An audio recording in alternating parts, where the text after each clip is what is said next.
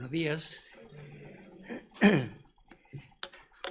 Sin lugar a duda, es un privilegio poder estar con vosotros y sobre todo poder compartir la palabra. Y como el pastor ha dicho, pues ya venimos de la parte de la escuela dominical donde también tenemos un tema semejante, o sea, profetas, profecías y todo lo que tiene que ver con la revelación bíblica a través de los hombres que Dios levantó a través de todos los tiempos. Y en esta mañana y también en la tarde, en cierta manera será un poco la extensión de lo que tenemos en la escuela dominical, puesto que iremos a hablar de un pasaje que sin lugar a dudas es uno de los más hermosos en el Antiguo Testamento y una muy emblemático, con un tremendo contenido y sobre todo con una tremenda enseñanza para cada uno de nosotros. Cuando estaba pensando en el pasaje y en el tema que le pondría en el título, me costó un poquito ponerle el título que tiene, el título que tenéis en el boletín, el Evangelio de Isaías. Me costó un poco porque hay un tremendo contenido y sobre todo una tremenda enseñanza con una proyección que realmente para nosotros es bien evidente. Yo no sé cuánto de vosotros habéis leído este pasaje, Isaías capítulo 53. No os engañéis, no es el 52 como ha sido leído, es el 53. De todas maneras, no sé cuánto lo habéis leído. Espero que muchos de los que estamos aquí, o prácticamente todos, yo creo que todos deberíamos leerlo. Si no lo hemos leído, deberíamos leerlo una y mil veces, puesto que este es uno de los pasajes más hermosos, un mensaje profético de tremendo significado, que prácticamente podríamos decir como que si se hubiera escrito a los pies de la cruz. O sea, lo que hay allí es de tanto contenido que prácticamente nos está mostrando lo tremendo que es la revelación de Dios. Hay que tener en cuenta que Isaías 53 fue escrito 700 años antes de la crucifixión del Señor Jesucristo en la cruz del Calvario. Y el hecho de que tengamos esta revelación de una forma tan evidente, tan consumada, tan profunda y tan clara de lo que es la cruz de Cristo, para nosotros es de tremenda enseñanza. Es una descripción hermosa y sobre todo con un significado muy personal para cada uno de los que estamos aquí. Por eso es importante que leamos este capítulo una y otra vez, que pensemos en lo que está escrito y sobre todo permitamos que el Señor nos hable a través de cada uno de estos distintos versículos que Dios nos ha dejado. No solamente me ha costado poner el título al mensaje, sino también meditar, pensar y sobre todo descubrir qué es lo que Dios tiene para mostrarnos. Y espero que pueda compartirlo con claridad a todos aquellos que estamos aquí reunidos. Isaías 53, la primera palabra que dice, pregunta Isaías, ¿quién ha creído a nuestro anuncio? Y la primera pregunta que podemos formular es, a ver Isaías, ¿a qué anuncio te refieres? ¿A qué mensaje te estás refiriendo? ¿A qué mensaje está haciendo connotación?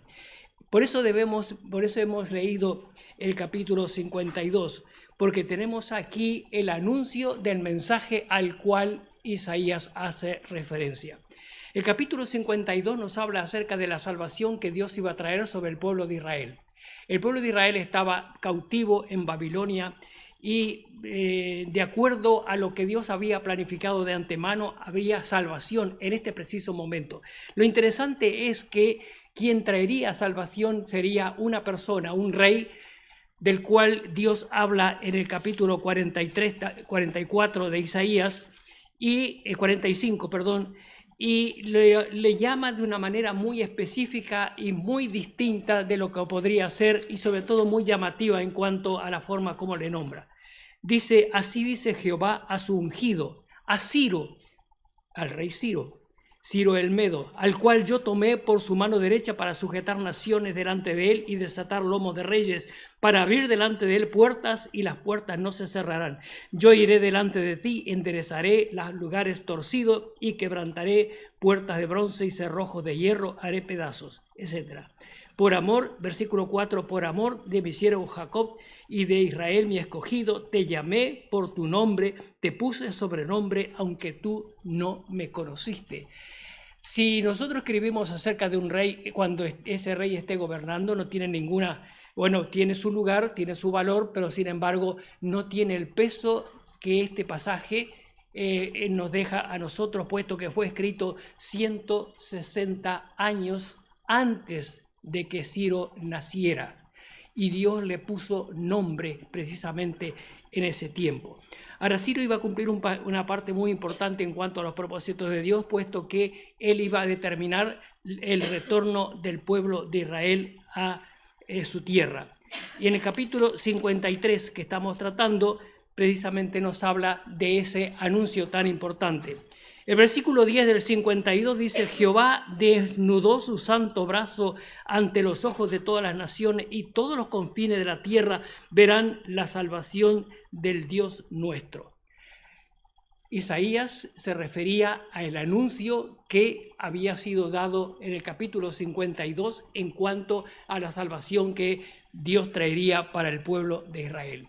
Pero el 53 no se trata solamente de ese acontecimiento tan importante, sino que nos está hablando acerca de otro anuncio, de otro mensaje, de otra connotación, de otra aplicación muy distinta que iremos viendo. Dice el 10, Jehová, Dios, desnudó su santo brazo ante los ojos de todas las naciones, y todos los confines de la tierra verán la salvación del Dios nuestro. ¿Qué quiere decir manifestar el brazo? ¿Qué quiere decir desnudar el brazo? ¿Qué quiere decir Dios cuando habla de esa manera? El brazo siempre, en la historia de la humanidad, siempre estuvo asociado con poder, con autoridad y con dominio. Hemos visto muchas veces en películas cuando los emperadores en el Coliseo, cuando terminaba la pelea entre los gladiadores y había que determinar si vivían o morían, extendía el brazo y era vida o era muerte. Tenemos también muchas expresiones que continuamente la mencionamos: no dar el brazo a torcer, luchar a brazo partido, el brazo de la ley, pero siempre el brazo habla de autoridad, siempre el brazo habla de poder, de dominio. En la Biblia el brazo es usado de manera muy especial para representar el poder personal, la fuerza activa y la autoridad de Dios en acción. El Salmo 89:13 dice: tuyo es el brazo potente, fuerte es tu mano, exaltada es tu diestra. La Biblia nos menciona algunos aspectos en cuanto a la actuación de Dios en distintos tiempos. Por ejemplo, en Éxodo capítulo 3 y versículo 6 nos habla el momento en que Dios anuncia que hará liberación al pueblo de Israel y dice de esta manera: por tanto dirás a los hijos de Israel, yo soy Jehová, y yo os sacaré de debajo de las tareas pesadas de Egipto, y os libraré de su servidumbre, y os redimiré con brazo extendido. Os redimiré con brazo extendido, os salvaré con brazo extendido. O sea que la salvación de Dios está estrechamente ligada precisamente a esto. Más de una vez se menciona, se vuelve a repetir este pasaje en cuanto a la salvación de Dios. Isaías capítulo 51 y versículo 9 dice: despiértate, despiértate, viste de poder, oh brazo de Jehová. Despiértate como en el tiempo antiguo, en los siglos pasados. ¿No eres tú el que cortó a Rahab y el que hirió al dragón? ¿No eres tú el que secó el mar y las aguas del abismo, el que transformó en camino las profundidades del mar para que pasasen los redimidos?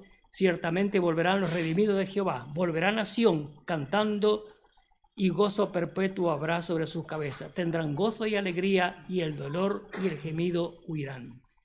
Vístete de poder, oh brazo de Dios. El brazo de Dios es figurativo entonces de su intervención personal en la salvación. O sea que en forma bien evidente nos dice en forma bien clara que la salvación es de Dios. 52:10 es lo que habíamos leído.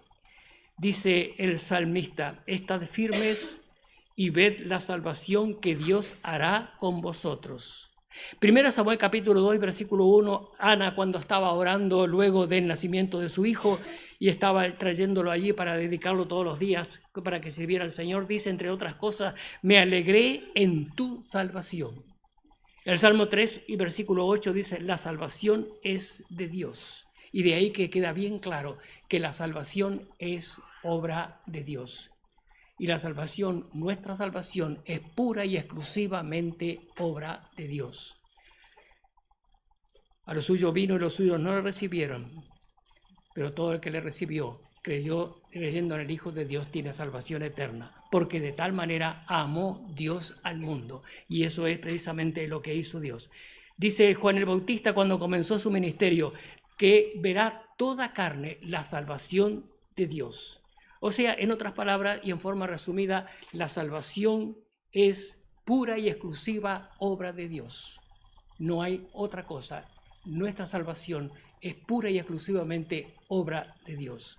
Ahora, Dios, ese Dios que dispuso que hubiera salvación, proveyó el medio, proveyó el método, proveyó la forma en que se llevaría a cabo. Y eso es precisamente lo que nos dice el capítulo 53 de Isaías. Dios proveyó el medio, la manera, la forma como se consumaría la salvación.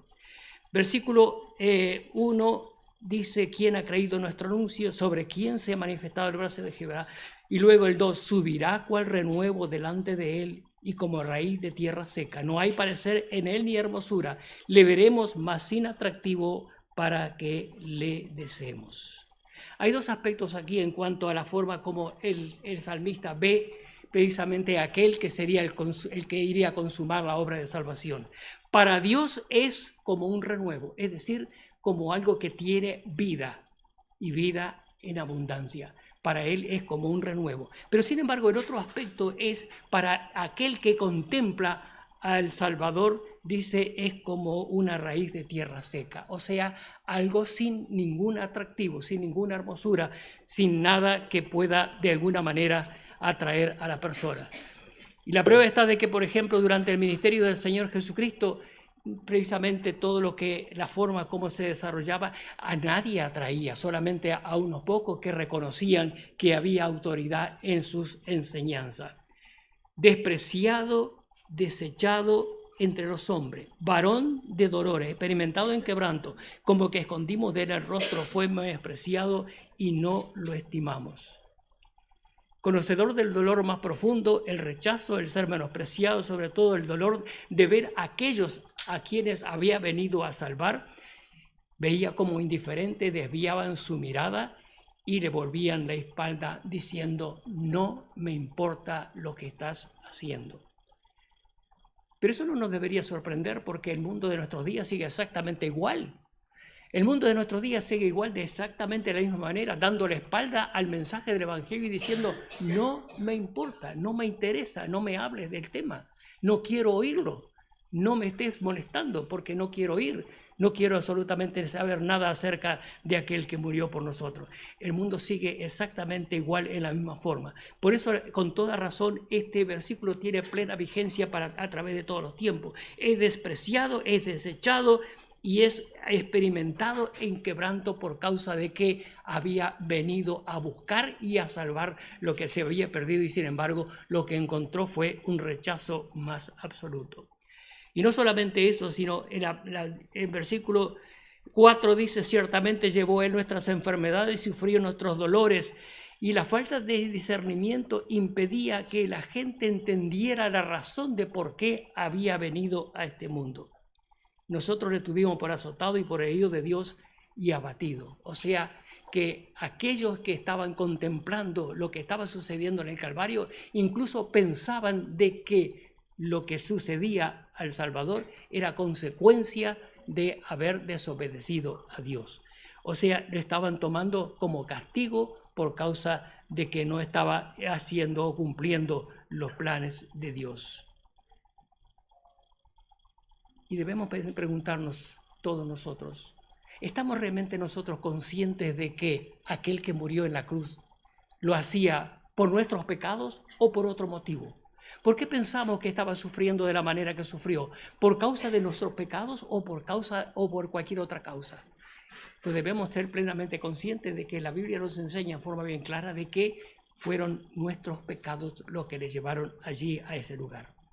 Debemos tener presente, precisamente muy presente, lo que sucedió en aquel sitio. Dice el versículo 5: herido por nuestras rebeliones, molido por nuestros pecados.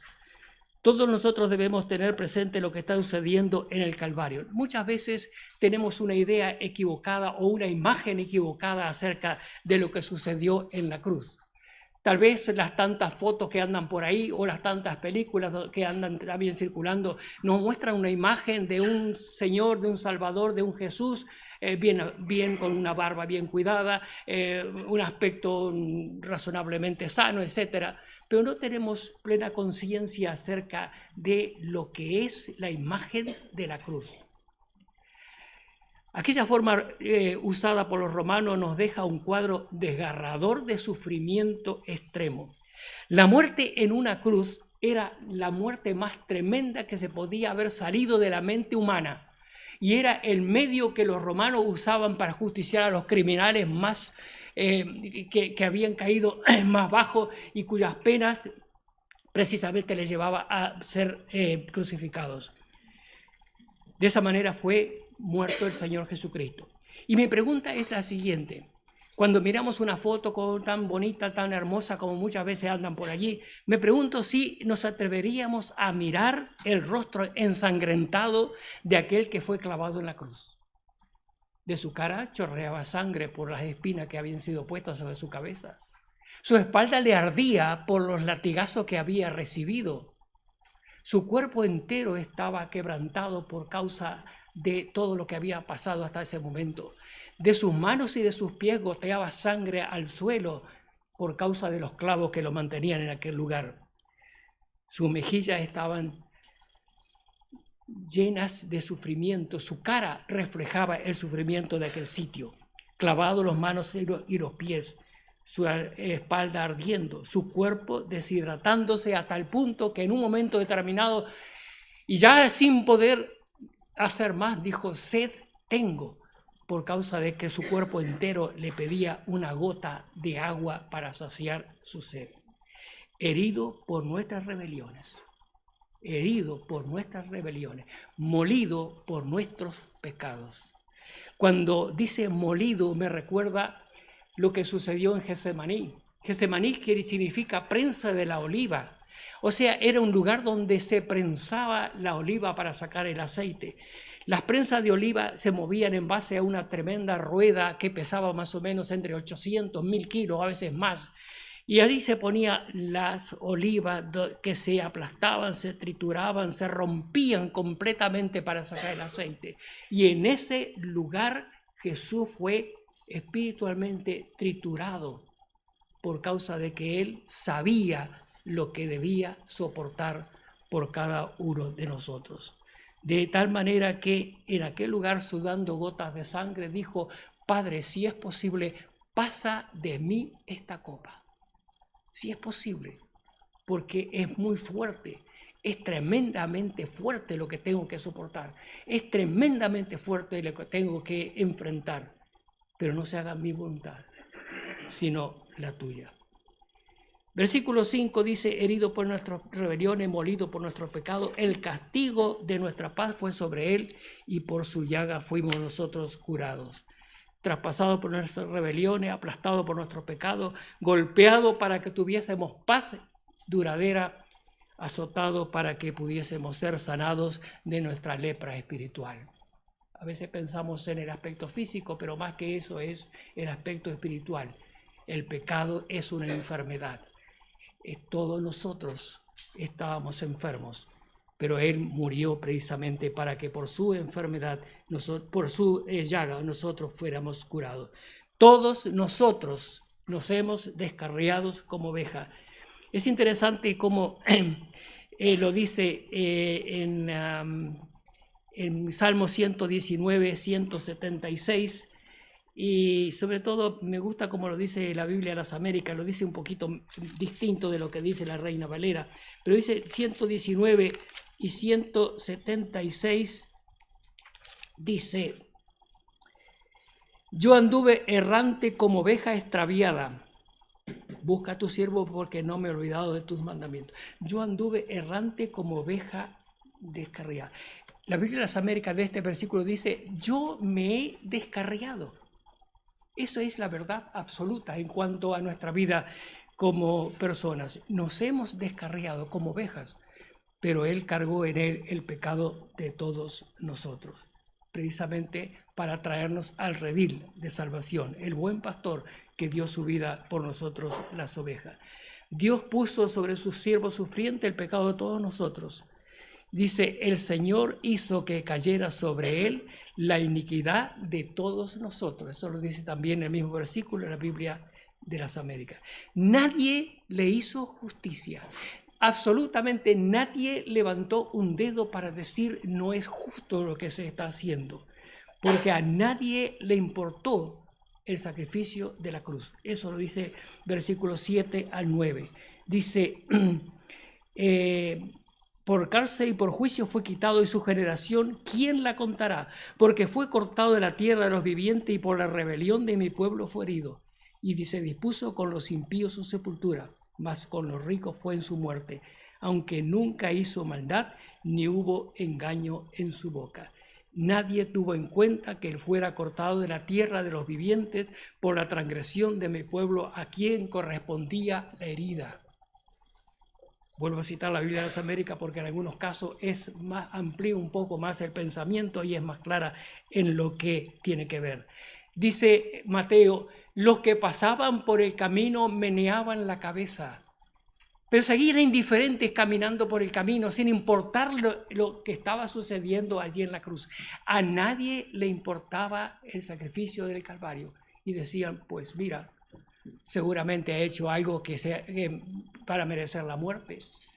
Meneaban la cabeza y decía a otro salvo, sálvate a ti mismo. Desciende de la cruz si eres hijo de Dios. Muéstranos que eres lo que dice haber sido. Muéstranos, revélanos, muéstranos qué es lo que tú has afirmado. Pero nadie, absolutamente nadie, se preguntaba por qué estaba sucediendo aquello.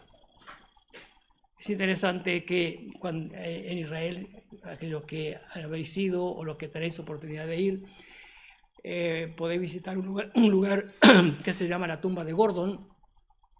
Hay dos lugares donde se habla acerca de lo que es el Santo Sepulcro. Uno es el típico Santo Sepulcro dentro de los muros, donde se dice que fue allí, porque los muros actuales no son los muros de los días del Señor, y aquel lugar entonces estaba fuera.